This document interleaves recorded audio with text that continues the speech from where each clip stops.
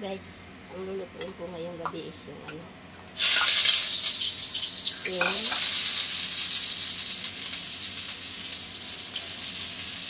enoki mushrooms sauteed in beef chips.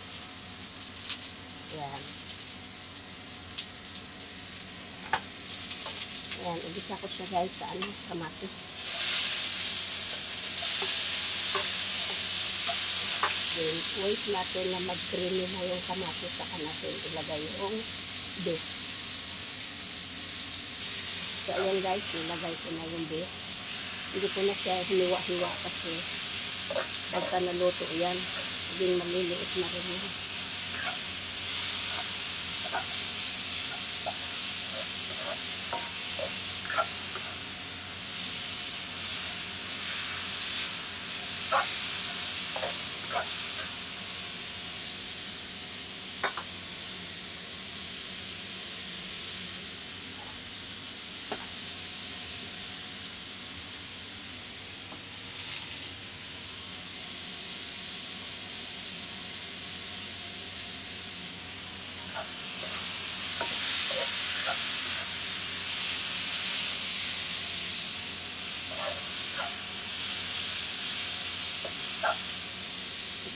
So, lalagyan ko siya ng seasoning ngayon.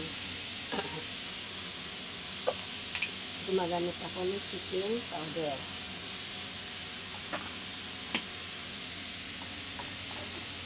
Saka,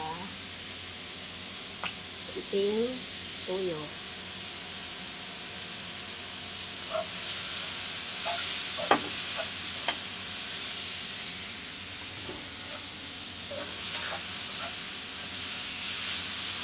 So, ilagay ko na guys yung asparagus.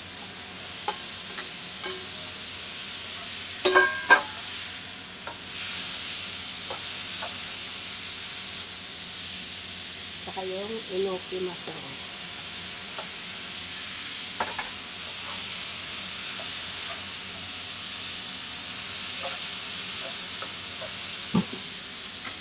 Ilagyan natin ng kunting sabaw, kunting tubig lang.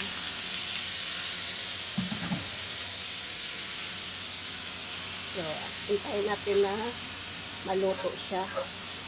Tatakpan ko muna. Ay, teka muna. Nalagyan ko pala siya ng oyster sauce. Ayan. Kunting oyster sauce, guys. Kasi maalat yan.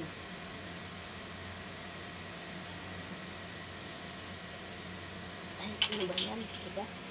Ilagay ko kasi sa ref. So,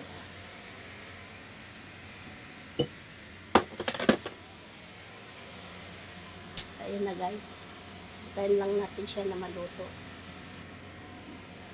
So, ito na guys. Hindi naman natin kailangan na i-overcook yung asparagus kasi pangit ang lasa niyan pag overcook. Yan.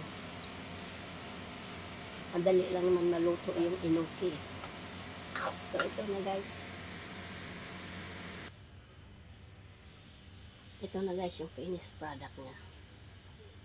Ayan.